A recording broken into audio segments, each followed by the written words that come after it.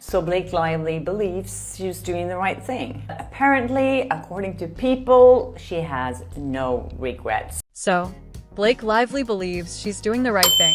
Apparently, according to People magazine, she has no regrets.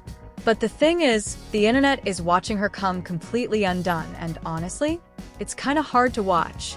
The Hollywood Reporter just dropped a bombshell expose, and now Blake's perfect, quirky girl next door image. And I've heard that Blake is devastated, which she should be. It's cracking. Fast.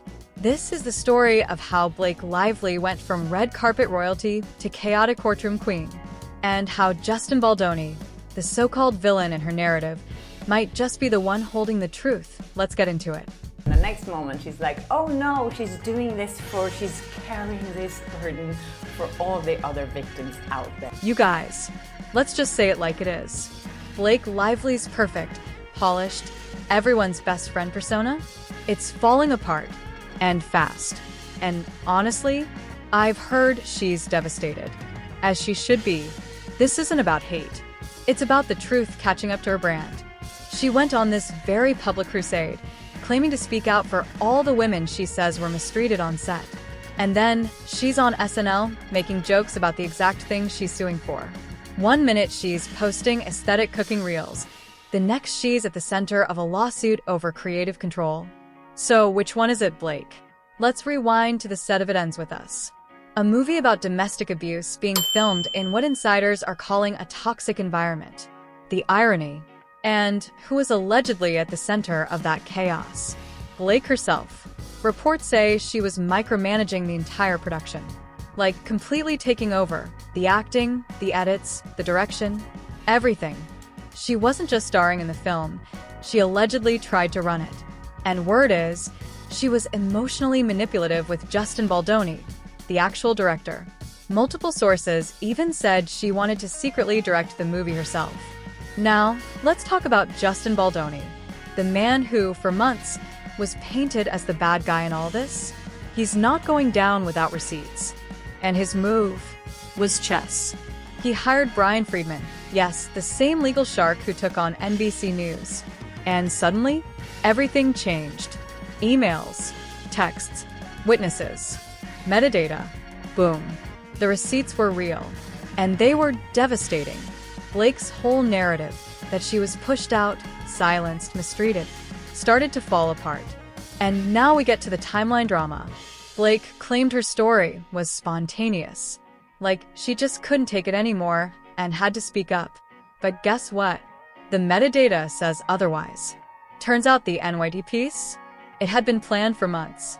Literally storyboard like a PR rollout. So no, this wasn't spontaneous. This was a carefully strategized campaign.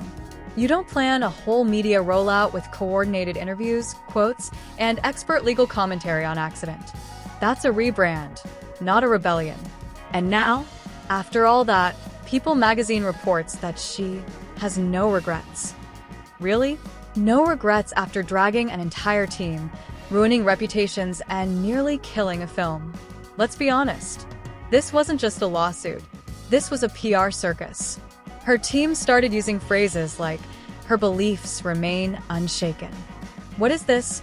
A legal battle or a Marvel movie trailer? Meanwhile, Justin's team stuck to facts.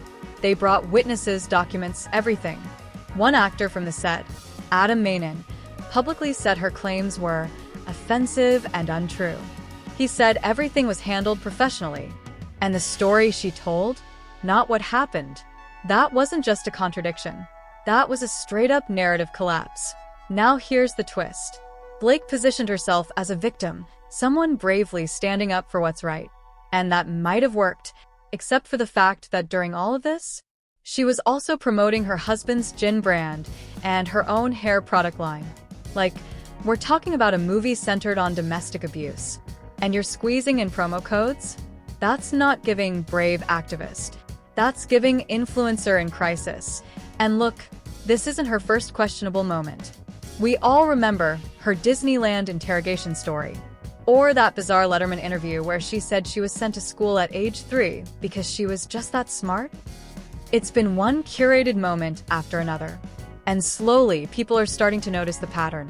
Self-mythologizing, carefully staged PR photos, contradictory interviews, and now a lawsuit that's unraveling under the weight of its own contradictions.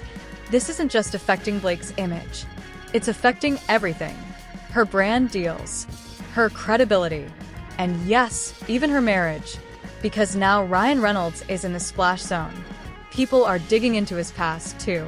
Old interviews, problematic jokes, the Deadpool chaos. It's all resurfacing. And let's not forget, Hollywood is watching. Executives, producers, the press. Some insiders still back her, but a lot of people, they're quietly walking away. So here's the real question. Is Blake Lively truly a victim in all this? Or has she been playing the game this entire time, masterfully and now maybe sloppily?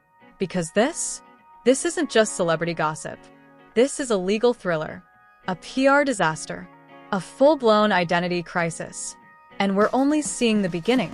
Let me know in the comments, are you Team Blake, Team Justin, or just Team I need popcorn and a therapist after this? Hit that like button, subscribe if you want the unfiltered truth, and I'll see you in the next one.